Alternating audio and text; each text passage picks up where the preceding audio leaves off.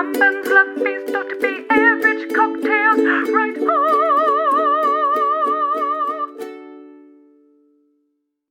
Greetings, ladies and gentlemen, from Dr. Bertram Everidge, and here we are again to look at more cocktails.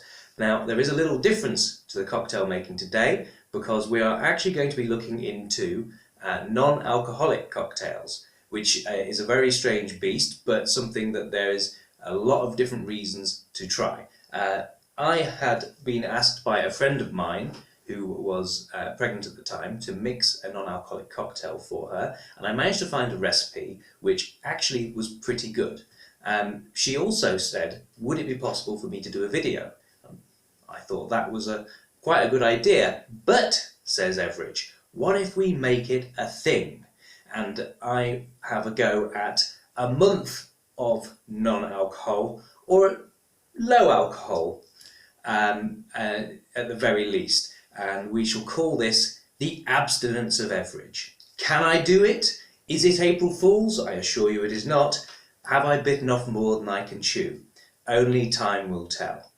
Now, I mentioned low alcohol as opposed to no alcohol because there are some options out there in terms of spirits which have hardly any alcohol in it, but they don't profess to have no alcohol. What we have here is a gin which says it is less than 0.5% volume. So I don't think for the Abstinence of Everidge that we're going to die on that hill of zero alcohol, but we're going to go very, very low alcohol. Low alcohol spirits is a comparatively new thing as far as I'm aware. Certainly when I was growing up you couldn't really get them, and it really does open up the possibilities in terms of low alcohol cocktails, which previously I always found to be slightly insipid and just not very good. A cocktail really should still feel like an event, and the hope is with something like this we can maybe make it feel that little bit more special. So let's give it a try.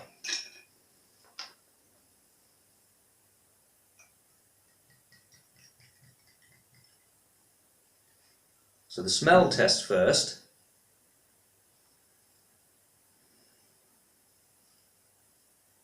Smells a bit lemony.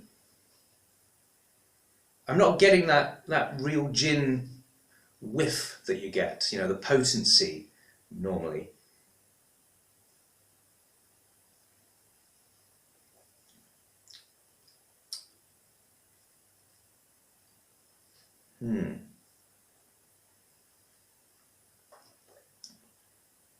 That's interesting.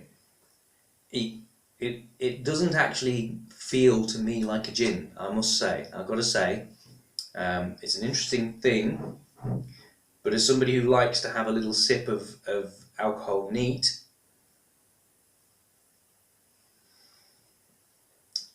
very strange concoction, but I think worthy of trying in a cocktail.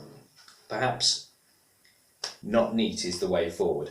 What we're going to make today is a cocktail called a breakfast martini, which I made last month, but the person I was making it for was our designated driver. So of course, we can't be making that person the full strength thing. So a mocktail was absolutely the way to go. He was driving us to an event, but he still wanted to join in the fun of having the cocktails. So it was just a really, really good way to do that. So for this drink, breakfast martini, so of course we need marmalade, smooth marmalade if possible, and a lovely big full teaspoon of that there into your cocktail shaker. Then we want 50 millilitres of low alcohol gin,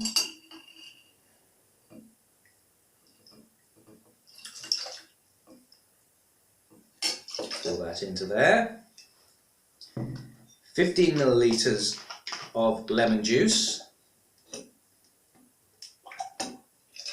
Now the full alcohol version requires 15 ml of Cointreau. Now of course, because Cointreau is 20% proof, we don't really want to have that in here. So I have decided as a substitute here to get some orange extract. Now this is very, very concentrated stuff, so you aren't really going to want to have the same amount as you would put in for Cointreau. So I'm going to just put just a little bit in there, maybe half as much. Again, this is going to be a little bit of an experiment. We'll have to see if it ends up being too much flavour. We can reduce that accordingly. So there's our ingredients in there. Let's get the spoon and stir it. And what we want is for the marmalade to really dissolve into the rest of the ingredients. We don't want big chunks of marmalade. We want it to, to feel like a nice smooth drink. There we go. That looks suitably dissolved. Next we add ice to our shaker. Plenty of ice. We want to cool it down nicely.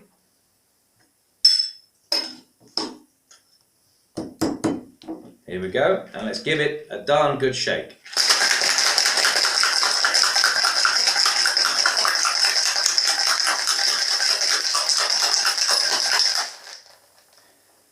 And we need to strain and pour into a cocktail glass.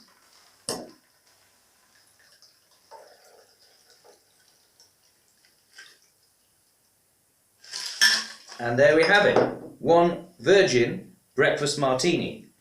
It certainly does look the part. It's giving me that nice event feel of, ooh, I've got a cocktail in front of me. Let's give it a try. So here we go.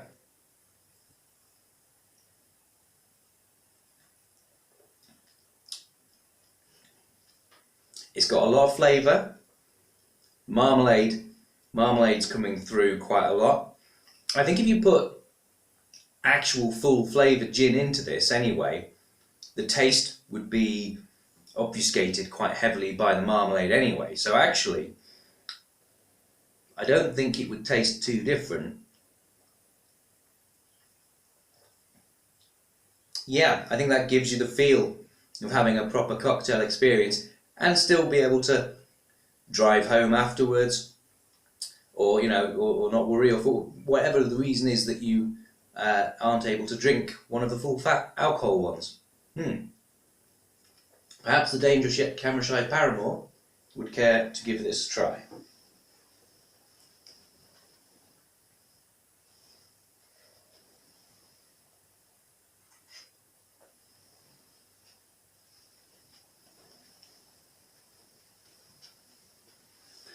We'll report back after these messages.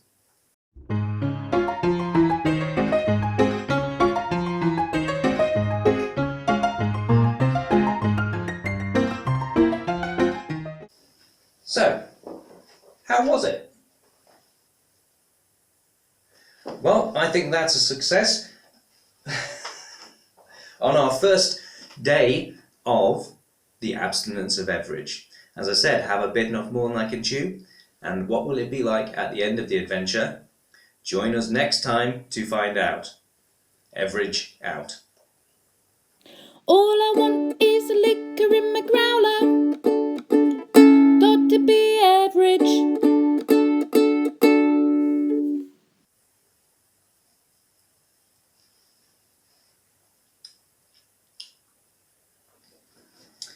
The dangerous yet camera shy paramour and I have had a little bit of a conflab over consuming this mocktail, and we've come to the conclusion that we did put too much of the orange essence into this. Quite a lot too much.